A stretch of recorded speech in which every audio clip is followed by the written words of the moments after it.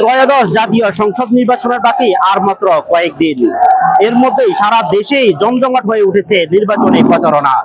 এই শেষ মুহূর্তে প্রচারণার কাজে ব্যস্ত হয়ে পড়েছে ফেনী 3 আসনে।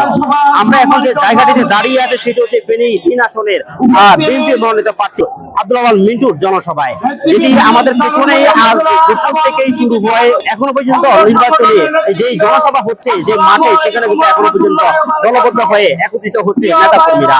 আমাদের ঠিক পেছনেই কিন্তু রয়েছে যে নির্বাচনী যে 3 আসনের বিএনপি মনোনীত প্রার্থী আব্দুল আওয়াল মিন্টুর জনসভায়, নির্বাচনী জনসভায় সর্বশেষ জনসভা বলা যেতে পারে, যেখানে নেতা কর্মীরা সেই দুপুর থেকে এখনো পর্যন্ত সেখানে কিন্তু দলে দলে এসে কিন্তু সেখানে মাঠ পরিপূর্ণ করে আসছে।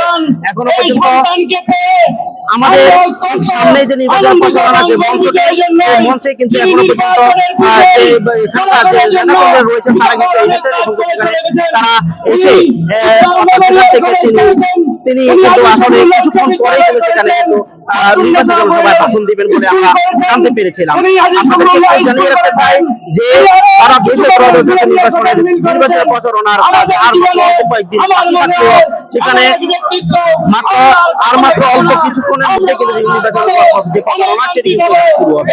এখান থেকে আপনাদের জানিয়ে রাখতে চাই যে বাংলাদেশের মধ্যে বিভিন্ন মন্ডলে যতজন প্রার্থী রয়েছেন তাদের মধ্যে সবচেয়ে ধুনাট হিসেবে আব্দুল আওয়াল মিন্টু রয়েছেন। তার যে তিনি কিন্তু সেখান থেকে সোনাগাজী এবং এই আসলে এখন পর্যন্ত একজোটে প্রচারণা চালিয়ে যাচ্ছে।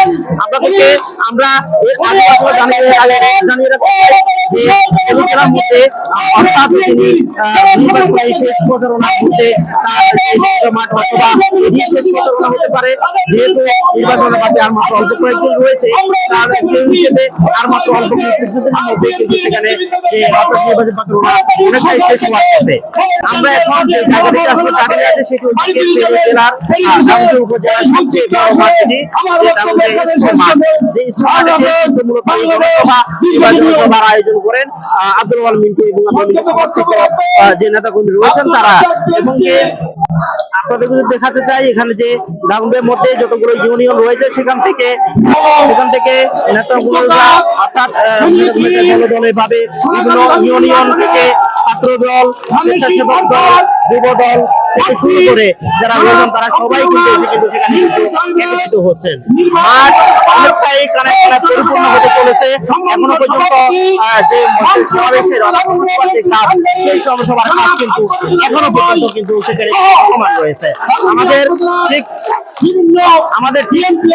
যে আমরা যে জায়গাতে মসজিদের সামনে দাঁড়িয়ে আছি সেই সামনে থেকে শুরু করে আশেপাশের চতুর্দিকে কিন্তু মূলত সেখানে কিন্তু নেতা কর্মীরা দলে ভাবে পরিপূর্ণ হয়ে আছে নেতা কর্মীতে, এবং কিছুক্ষণের মধ্যেই কিন্তু সেখানে থেকে যে অর্থাৎ নির্বাচনে যে জনসভা বক্তব্য রাখবেন ফেনী 3 আসনের মনোনীত প্রার্থী আব্দুল আওয়াল মিন্টু, তিনি